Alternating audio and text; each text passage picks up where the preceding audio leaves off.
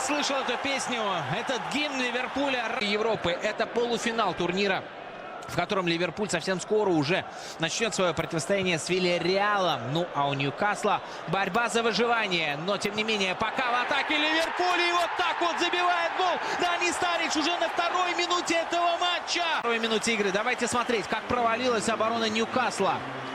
Вот здесь быстро решили разыграть футболисты Ливерпуля этот мяч. Не успели еще расставиться футболисты Ньюкасла. Ну и тут на тоненького. Конечно, не определить, какой из двух 15-х номеров был ближе к линии ворот. Здесь только с линейкой можно разобраться. Но то, что не доследили, то, что дали очень серьезную свободу Дани Стариджу защитники Ньюкасла, здесь это очевидно. Посмотрите.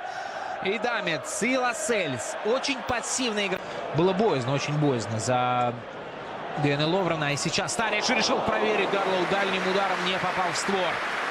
А Дарлоу, показалось, действительно далековато вышел из ворот. И попади в уголок сейчас Дани Старидж, вероятно, с этим ударом Дарлоу не справился бы.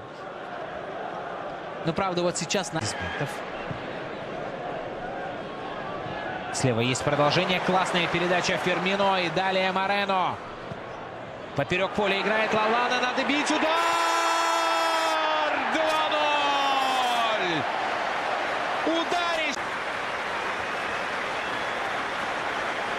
И классно опять сыграл Фермино. Тонко. И как же здорово опять же поддержал эту атаку Альберто Морено. Ну и Лалана не стал мудрствовать лукаво. Первым касанием принял. И дальше пробил. Не стал дождаться, пока сблизятся с ним защитники Ньюкасла, которые как на пожар бежали сюда к 20-му номеру Ливерпуля. И в итоге удар получился на заглядение, на точность. В чемпионшип будет не их команда. Сейчас может быть опасный удар. Анита подключился по правому флангу. Со всех ног бежал. В итоге сил на удар не хватило. А Маринер добавляет 3 минуты. Давайте смотреть, как это получилось. Здесь забыли про Паписа Сиссе. Он, конечно же, передачу выполнял на Таунсенда. Получилось немного выше, но и получился такой не нужно делать. В том числе теперь при помощи уже Джорджино Вейналдума. Здесь проскочил на мяча игрок Ливерпуля Альберто Морено. Это был Андрес Таунсенд. Подхватывает мяч. Подача Аниты. Опасно может быть! Ошибка Миньоле! И Папис Сиссе в самом начале второго тайма один мяч отхватал. У Рафа Бенитеса, ну и Юргена Клопа тоже вот здесь все началось с ошибки Морено. Дальше здорово действует Андрес Таунсенд. Вроде бы настиг его уже Морено, но тут же находит продолжение Таунсенд. Дальше Анита здорово подключается к атаке. И ошибка Миньоле. Опять Симон Миньоле. Безусловно, его это был мяч. Безусловно, Миньоле должен был этот мяч играть. Вместо этого сходил за хлебушком мимо мяча.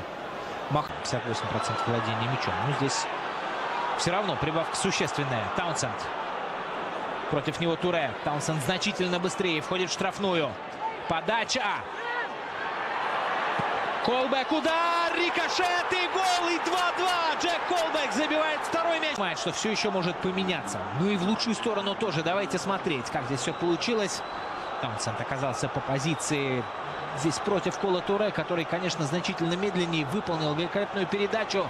И дальше Ловрен скинул мяч аккуратненько на ногу набегавшему Джеку Колбеку. Ну и, безусловно, рикошет, который дезориентировал Симона Миньоле. Давайте вот отсюда хорошо будет видно смотреть. Безусловно, трудно здесь было бельгийцу реагировать на этот удар. Практически невозможно. Воспитанный к Тоттенхэм Хотспур, ну, уже